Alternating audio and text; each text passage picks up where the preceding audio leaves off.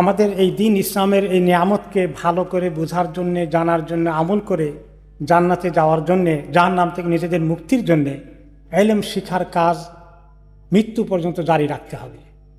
ছোটোকালে primary স্কুলে মক্তবে আমরা গিয়েছি, একটু কোরআন শরীফ পড়া শিখেছি, নামাজ কেমনে পড়তে হয় শিখেছি। এরপরে যদি আর ইলম চর্চা বন্ধ করে দেই, আর শিখতে হবে না, মাঝে মধ্যে একটু ওয়াজ নসিহত শুনলাম, শেষ। তাহলে আমরা আজ এত ইলম আল্লাহ তাআলা নাজিল করেছেন, সব থেকে গেল। কি নিয়ে আল্লাহর কাছে যাব? আমলকে কিভাবে উন্নত করব, কিভাবে গুনাহ থেকে বাঁচব? এবং আরও অনেক দায়িত্ব আছে। আমার দায়িত্ব শুধু নয়, আমার ছেলে মেয়ে, আমি যখন একলা আছি, এই নিজের জীবনে কেমন ঠিকমতো চলবো একটা দায়িত্ব। যখন বিয়ে শাদী করলাম, পরিবার হয়েছে, আরেক দায়িত্ব এসে গেছে। সেই দায়িত্ব ঠিকমতো পালন করছি কিনা, স্বামী বুঝি কিনা তার কী দায়িত্ব স্ত্রীর প্রতি, স্ত্রী ঠিকমতো শিখছে কিনা তার দায়িত্ব কি স্বামীর প্রতি। আর এগুলো নিয়ে কতদিন দরবার হতে থাকে দিন রাত। অনেক কিছুই না জানার কারণে, না জেনে, জানলে আমরা আল্লাহর হুকুম কি, রাসূলুল্লাহ সাল্লাল্লাহু আলাইহি ওয়াসাল্লাম কি শিখিয়েছেন, তাহলে আমাদের মধ্যে ভয় সৃষ্টি হতো। আমরা কেউ কারো হক নষ্ট করতাম না, কারো প্রতি জুলুম করতাম না। তাহলে যখন বিয়ে শাদী করতে আসি, তখন ইলমের পরিমাণ আরও বেশি করে বাড়াতে হবে। যখন আল্লাহ তাআলা আমাদেরকে ছেলে মেয়ে দান করেন, তখন ইলম শিখার পরিমাণ আরও বাড়াতে হবে। কারণ আল্লাহ তাআলা বলেছেন, তোমাকে, তোমার পরিবার পরিজনকে সবাইকে জাহান্নামের আগুন থেকে বাঁচানোর দায়িত্ব তোমার। এত বড় দায়িত্ব পালন করা এই মক্তবের এতটুকু ইলম দিয়ে সম্ভব? সারা জীবন ইলম শিখার কাজ করতে হবে। রাসূলুল্লাহ সাল্লাল্লাহু আলাইহি ওয়াসাল্লাম সাহাবাদেরকে অনেক উৎসাহিত করেছেন। তিনি একদিন মসজিদে নববী থেকে বের হয়ে সুফা, যেখানে সাহাবীরা বসেন, যারা সিঙ্গেল সাহাবী ছিলেন, যারা ফ্যামিলি ছিল না, হিজরত করে এসেছেন দিন শিখার জন্য, নিজের দেশ বাড়ি ঘর ছেড়ে মদিনায় এসে মসজিদের পাশে তিনি একটি শেল্টার হাউস করেছেন, হোস্টেলের মতো, সেখানে থাকতেন। তারা সারাদিন চেষ্টা করতেন কীভাবে ইলম শেখা যায়। এরপরে রাসূলুল্লাহ সাল্লাল্লাহু আলাইহি ওয়াসাল্লাম একদিন সকালে তাদের কাছে দেখা করতে গেলেন, গিয়ে বলেন, আমি কি তোমাদেরকে বলবো যে বোথান এবং যে আকিক নামে দুটি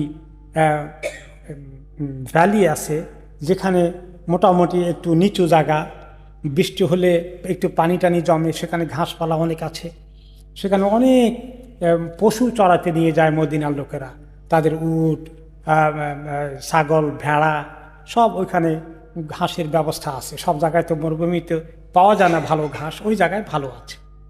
একটা নাম হলো আকিক, একটা হলো আপনার যে বোথান। তারপরে তিনি বললেন যে ওইখানে যাবে, গেলেই প্রতিদিন তুমি দুটো খুব দামি উট পেয়ে যাবা, কোনো মূল্য দেওয়া লাগবে না, আর এগুলো নেওয়ার জন্য নিয়ে গেলে কোনো গুনাহও হবে না, ফ্রি পাওয়া যাবে একদম। প্রতিদিন সকালে গেলেই 2টা উট পাওয়া যাবে। তো সাহাবীরা বললেন, ইয়া রাসূলুল্লাহ, এরকম পাইলে আমরা কে যাব না, সবাই তো রাজি আছি। তখন তিনি বললেন, তাহলে শোনো, এর চেয়ে আরো বড় অর্জনের কথা বলবো, এর চেয়ে আরো বড় কিছু তোমরা অর্জন করবে। সেটা হচ্ছে, তুমি যদি দুইটা আয়াত শিখো বা শিখাও, আল্লাহর কিতাব থেকে এই ইলম শিখো, তাহলে এই দুটো ফ্রি উটের থেকে অনেক মূল্যবান কিছু তুমি অর্জন করলে। 3টি আয়াত চর্চা করলে 3টি উটের থেকে আরো অনেক বেশি অর্জন করতে পারলে। 4টি আয়াত শিখলে 4টি উট পাওয়ার থেকে আরো অনেক বেশি অর্জন করলে। এভাবে যতগুলো আয়াত শিখবে, ততগুলো আয়াতে উটের থেকে অনেক বেশি তোমার অর্জন হয়ে গেল। তো এইভাবে তিনি উৎসাহিত করেছেন সাহাবাদেরকে।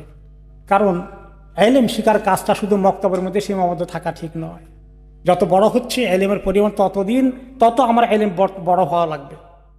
এমনকি স্বয়ং রাসূলুল্লাহ সাল্লাল্লাহু আলাইহি ওয়াসাল্লামকে আল্লাহ তাআলা বলেছেন, অকুর রাব্বি জিদনি ইলমা, আপনি দোয়া করেন আল্লাহর কাছে যে আল্লাহ আমার ইলম বাড়িয়ে দিন। তো বাড়িয়ে দিন, দোয়া করবেন বসে বসে, আমরাও দোয়া করব, কিন্তু ইলম বাড়ার জন্য কোনো পদক্ষেপ নেব না, শুধু দোয়া করব। ওহী নাযিল হবে খালি আমাদের উপর, আমরা দোয়া করব আর পদক্ষেপ নেব। কোথায় ইলম পাওয়া যায়, আমি সব শিখতে হবে। শিখার জন্য আমি প্রতিদিন কিছু সময় ব্যয় করব। কোথায় সাপ্তাহিক জলসা হচ্ছে, কোথায় নিয়মিত তালিম হয়, তাফসির হয়, হাদিস হয়, ফিকহ হয়, মাসাইল শিখা হয়, আমি যাই, কোনো না কোনোটার মধ্যে আমি অংশগ্রহণ করি। তা নাহলে আমি ক্ষতিগ্রস্ত হয়ে যাব। এবং এই ইলম শিখতে থাকলে জান্নাতের রাস্তাটা আমরা চিনতে পারবো, জাহান্নামের রাস্তার দিকে যাব না। আর ইলম শিখার সঙ্গে যদি সম্পর্ক না থাকে, তাহলে রাস্তা উল্টাটার দিকে আমরা চলে যাবো। আল্লাহ মাফ করুন। আল্লাহ তাআলা বলেছেন, যারা জানে ইলম শিখি আর যারা শিখে না তারা কি সমান? তাহলে কিছু ওলামা আছেন তারা ইলম শিখবে, আর আমাদের যারা আছি আলেম না, আমাদের শেখার দরকার নাই। না, দুই রকম ইলম আছে, ফরজে আইন, ফরজে কিফায়া। বড় বড় আলেমরা মুফাসসির মুহাদ্দিস অনেক কিছু ফাকি হবেন, কিন্তু তারা ফরজে কিফায়া উম্মতের জটিল মাসালাগুলো তারা সমাধান দিবেন। এইটা সবার হওয়া লাগবে না, কিছু হলেই চলবে।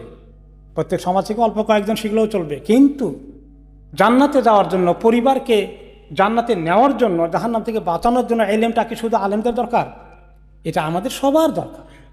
প্রত্যেকটি মা, প্রত্যেকটি বাবা, প্রত্যেকটি স্বামী, প্রত্যেকটি স্ত্রী জানা দরকার, যাতে করে আমাদের জিন্দেগি দুনিয়াতেও আল্লাহ তাআলা আলোকিত করে দেন, আর জান্নাতের রাস্তা আল্লাহ আমাদের জন্য খোলা রাখেন। তো ইলমের এই কাজ করার জন্য আল্লাহ দোয়া শিখিয়েছেন যে দোয়া করতে থাকো প্রতিদিন। নবী করিম সাল্লাল্লাহু আলাইহি সাল্লাম নিজে দোয়া করতেন। তিনি প্রতিদিন মৃত্যু পর্যন্ত, উম্মে সালামা রাদিয়াল্লাহু আনহা বলেন যে ইন্তেকালের আগ পর্যন্ত তিনি দোয়া করেছেন যে আল্লাহুম্মা ইন্নী আসআলুকা ইলমান নাফিআ ওয়া রিজকান তাইয়্যিবা ওয়া আমালান মুতাকাব্বালা। প্রতিদিন দোয়া করতেন যে আল্লাহ, আমি আপনার কাছে ফায়দা দেয়, আমার উপকারী ইলম বেশি করে আমাকে দান করেন, আমাকে পবিত্র, পাক পবিত্র, ভালো উত্তম রিজিক দান করেন, এবং আমাকে আপনার কাছে কবুল হয়ে যায় এমন মকবুল আমল বেশি করে নসিব করেন। এই আমল ছাড়া আমরা, এই ইলম ছাড়া আমাদের কোনো আমল সহিহ হবে না। এই জন্য অনেক আমল অনেক সময় লোকেরা করে, কিন্তু সুন্নতের বিপরীত বেদাতের দিকে চলে যায়। বেদাত কি, সুন্নত কি, এমনকি শিরক কি, তাওহীদ কি, এটাও তো অনেক সময় বুঝি না আমরা। আল্লাহকে ডাকতে গিয়ে শিরক করে বসে আছি, মাজারের কাছে গিয়ে চাইলাম, আর আমি তো আল্লাহতে বিশ্বাসী আছি, শিরক হয়ে গেল। এভাবে করে আমাদের অনেক আমল করি, বেদাতের মধ্যে আছি। সুন্নত কিভাবে আমল করতে হয় সেটা শিখি না। হালাল হারাম সব কিছু শেখা দরকার। এই যে আমাদের জীবনে কত রকমের কত হক আছে, আত্মীয়তার হক কি, স্বামী স্ত্রীর হক কি, ছেলেমেয়ের হক কি, পিতামাতার হক কি, প্রত্যেকটি জিনিসকে ভালো করে কোরআন হাদিস থেকে শুনলে মানুষের মধ্যে যেভাবে চেতনা সৃষ্টি হবে, ভয় সৃষ্টি হবে, আল্লাহ আমি তো অনেকের হক নষ্ট করছি, আমি তো দায়ী হয়ে যাব আখেরাতে, আমি তো আটকে যাব। তার ভিতরে তখন দরবার করে বিচার করে স্বামী স্ত্রীর বিরুদ্ধে, স্ত্রী স্বামীর বিরুদ্ধে দরবার করে কোনো ভালো সমাধান কোনোদিন হয়েছে? কোনোদিন হয়। কিন্তু যদি প্রত্যেকেই ইলম শিখে কোরআন হাদিসের চর্চা করে, তাহলে তার ভিতরে কোরআন হাদিসের কথা এমন কাজ করবে যে তিনি নিজে ভীত হয়ে আল্লাহর কাছে তিনি নিজেকে আরেকজনকে কষ্ট দেওয়া থেকে দূরে থাকবেন। এই জন্য ইলম শিখার কাজকে জিহাদ বলা হয়েছে অনেক হাদিসে। যে ব্যক্তি ইলম শিখার কাজ করে, সে মুজাহিদ যেভাবে জিহাদ করে সওয়াব পায়, সেই সওয়াব আল্লাহ তাকে দান করবে। একটা হাদিসে নবী করিম সাল্লাল্লাহু আলাইহি ওয়াসাল্লাম বলেন, যে ব্যক্তি এই মসজিদে আসে, এসে দ্বীনের ইলম শিখে, খায়ের ভালো জিনিস শিখে অথবা কাউকে শিখায়, তাহলে আল্লাহ তাআলা তার মর্যাদা দিবেন, সে মুজাহিদের মতো মর্যাদা পাচ্ছে। মুআয রাদিয়াল্লাহু তাআলা আনহু বললেন, লোকেরা ইলম শিখো, ইলম শিখলে তোমার মধ্যে আল্লাহর ভয় সৃষ্টি হবে, হালাল হারাম বুঝতে পারবে, গুনাহ থেকে তুমি দূরে থাকতে পারবে, কারো হক নষ্ট করবে না।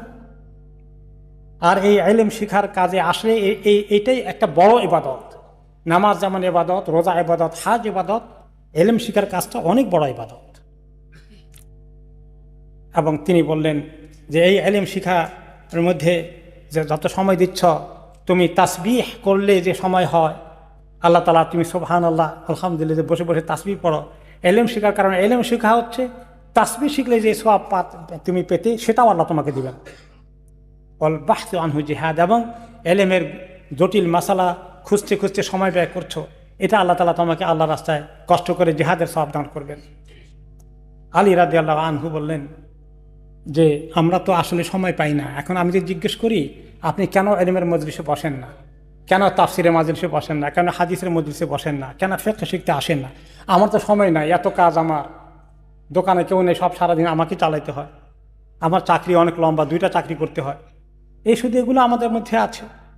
কিন্তু আলী রাদিয়াল্লাহু আনহু বললেন, হ্যাঁ অবশ্যই সংসার চালানোর জন্য জরুরি ইনকাম তো লাগবেই, এটাও অনেক বড় ইবাদত, কোনো সন্দেহ নেই। কিন্তু এই জরুরি পরে অতিরিক্তর জন্য আমরা যদি সময় দেই, আর আল্লাহর আখিরাতের জন্য কিভাবে আমল করব, নাজাত পাবো, সে ইলম শিখার সময় নাই, তাহলে অনেক ক্ষতিগ্রস্ত হয়ে যাব। এই মাল আমার জন্য ফায়দা আনবে না। আলী রাদিয়াল্লাহু আনহু বললেন, মনে রেখো, তোমার এলেম সম্পদ জমা করার থেকে এলেম জমা করা অনেক উত্তম। কারণ হচ্ছে এলেম তোমাকে পাহারা দিবে, আর সম্পদকে তুমি পাহারা দেওয়া লাগবে। তুমি উল্টো পাল্টা চলে তোমার এলেম বলবে না রং করেছ, এদিকে যাও। আর মাল থাকলে মালকে আমি পাহারা দিবে, কে কোনখান দিয়ে নিয়ে যায়, এটা নিয়ে আমার পেরেশানি, ঠিকমতো আসে কিনা মাল। তারপরে তিনি বললেন যে এলেম হচ্ছে শাসক, নেতৃত্বের পর্যায়ে, আর মাল হচ্ছে শাসিত। এলেম বলে দিব তোমার ওই মাল হালাল, ওই মাল হারাম। যে শাসক তার তো মর্যাদা অনেক বেশি, এত টাকা জাকাত হবে, এগুলো সব এলেম বলে দিবে। তাহলে এলেমের উপরে কর্তৃত্বগিরি কার? মালের উপরে কর্তৃত্ব হচ্ছে এলেমের। তারপরে তিনি বললেন যে শোনো, মাল খরচ করলে তো কমবে, কিন্তু এলেম খরচ করলে কমবে না, আরও বাড়বে। এলেম খরচ কিভাবে করবেন? আপনি শিখলেন, ছেলে মেয়েকে শিখালেন, সুবহানাল্লাহ। তা অন্যদিকে শিখালেন, একটা মাসালা শিখে গেছেন মসজিদ থেকে, আরেকজনকে বললেন, হাদিস শিখে গেছেন, আরেকজনকে বললেন, তাফসির শুনে গেছেন, আরেকজনকে বললেন। এখন আমাদের লোকেরা পাঠিয়ে দেয় বিভিন্ন মিডিয়ার মাধ্যমে, কেউ পড়ে ফায়দা পেয়ে গেল, শুনে ফায়দা পেয়ে গেল। তাহলে এগুলো সব কিছুই আপনার জন্য বাড়বে, কমবে না। সময়ের অভাবে হক আদায় করা যায় না, কিন্তু আসলে আমাদের নিজেদের ব্যক্তি জীবনে, পারিবারিক জীবনকে, প্রত্যেকটি আমার ছেলে মেয়েকে আমাকে জান্নাতে যাওয়ার জন্য আমাদেরকে এলেম শিখার কাজ জারি রাখতে হবে কিয়ামত মৃত্যু পর্যন্ত। আল্লাহ তাআলা আমাদেরকে তৌফিক দান করুন।